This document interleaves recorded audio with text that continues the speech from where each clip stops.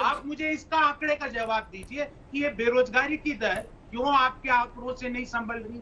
Number 2 कि आपने GST के आंकड़े पा लिए तो ये रोज प्रतिदिन जो पेट्रोल और डीजल की एक्साइज ड्यूटी में धन लूटन योजना ये कब खत्म होगी, इसका क्या थ्रेशोल्ड। ठीक है, ये तीनों ही सवाल उनसे पूछेंगे, लेकिन जीएसटी में जो ये इजाफा है पिछले 4 महीने से 1 लाख करोड़ के ऊपर है गौरव जी, प्रोफेसर साहब, क्या ये इकोनॉमी को लेकर एक संकेत आप देख रहे हैं, अर्थव्यवस्था को लेकर?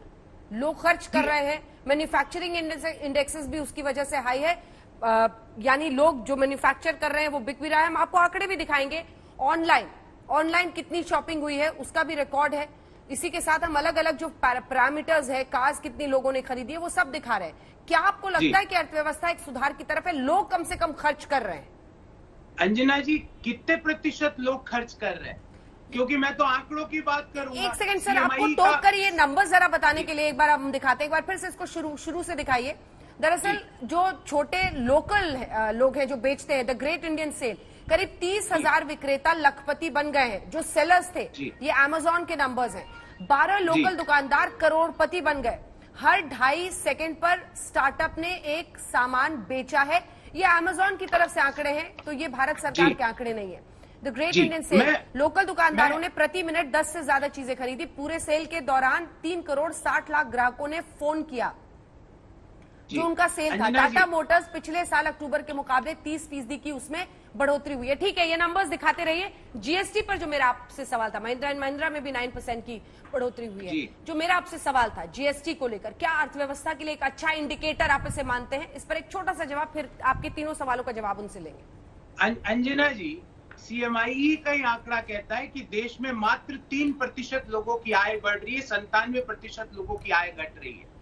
अगर वो 3% अगर बाजार में जाके खरीद रहे हैं और सरकार को जीएसटी इकट्ठा हो रहा है, अच्छी बात है, पर ये समग्र विकास का मॉडल नहीं हो सकता। अंजना जी, अगर 97% हिंदुस्तान के लोगों की आय घट रही हो और 3% ज्यादा खर्च करके अगर सरकार के जीएसटी में 1 लाख करोड़ प्रति माह का कलेक्शन हो रहा है, तो ये देश के लिए एक इंक्लूसिव ग्रोथ का मॉडल नहीं हो सकता।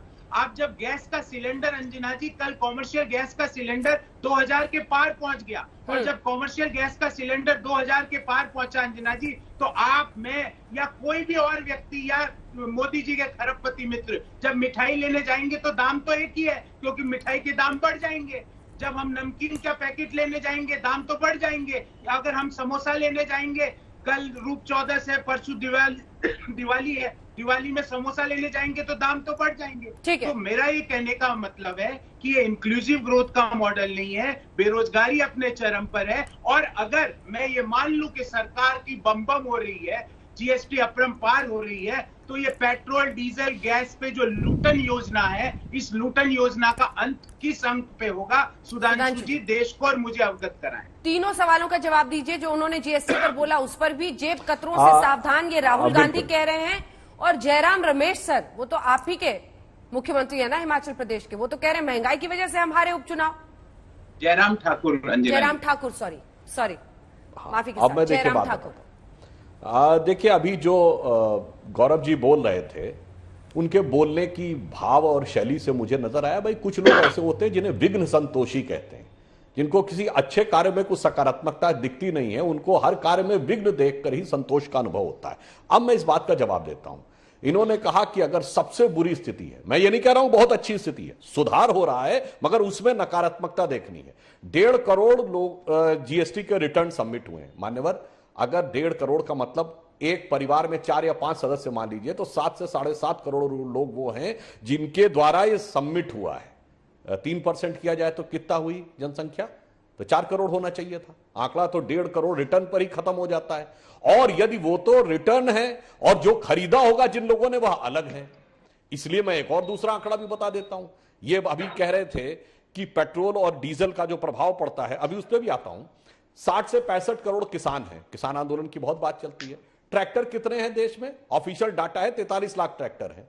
तो कहां 65 करोड़ लोग कृषि पर आधारित और कहां 43 लाख ट्रैक्टर जो पेट्रोल और डीजल का प्रयोग कर रहे हैं। इसलिए मैं कह रहा हूं कि जो भी घाटे वाली बात है या जो भी दुख देखने की बात है, जो कष्ट देखने की बात है, कुछ लोगों के अंदर सैडिस्टिक प्लेजर होता है कि कैसे मुझे निगेटिव चीज दिखे। अब मैं देखिए यहां पर विषय जीएसटी का है, फिर मैं विनम्रता से कहता हूं, इसमें दोष नहीं दे रहा हूं, कोई भी राज्य सरकार हो, हमारी या इनकी, जीएसटी कोई नहीं लाना चाहता पेट्रोल को, क्योंकि जिसको आप लूटन योजना कह रहे हैं, अब आप लूटन कह रहे हैं, मैं कहता हूं सारी राज्य सरकारों के आय का सबसे बड़ा स्रोत पेट्रोल और डीजल से आने वाला टैक्स है, इसलिए कोई वो हिस्सा नहीं देना चाहता। और लूटन का मैं फिर फैक्ट कई बार बताइए ना सुधांशु जी, अगर 100 रुपए मान लीजिए पेट्रोल 1,30,127 करोड़ सिर्फ आप पर धनवर्षा क्यों हो सर? थोड़ा जनता की तरफ भी देखिए।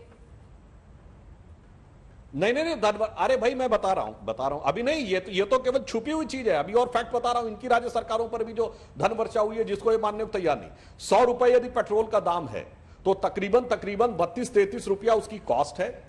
32-33 रुपए के आसपास केंद्र सरकार का है राजस्व और 38-40 रुपए के आसपास राज्य सरकारों का है। और जो वित्त आयोग की संस्तुति के अनुसार उसमें से 60% वापस राज्यों को दूसरे मद में चला जाना है। जो हमारे पास 33 है उसमें से करीब 17-18 रुपया वापस चला जाना है। तो कुल मिला के ये समझिए कि जो 100 रुपए है उसमें से 32-33 रुपया कॉस्ट हुई, 50-52 रुपया गया राज्य सरकारों पे, 17-18 रुपया बचा केंद्र सरकार पे। अब जो इसको आप तथाकथित लूटन योजना कह रहे हैं, मान्यवर आपको पता है कि जीएसटी में जो कंट्रीब्यूशन हुआ उससे सबसे ज्यादा कंट्रीब्यूट करने वाले राज्य कौन है? 2, गुजरात और महाराष्ट्र। महाराष्ट्र तो आपका शासित है, वहां से 23% आया है। अब क्या आप कह रहे हैं कि महाराष्ट्र में कोई उन्नति नहीं हुई है, तो 23% हवा में आ गया है? अगर आपको लगता है कि आंकड़े में गड़बड़ी है तो आपकी राज्य सरकार है, देश की आर्थिक राजधानी है, वहां पे आंकड़ा उठाइए और देश के सामने कर दीजिए।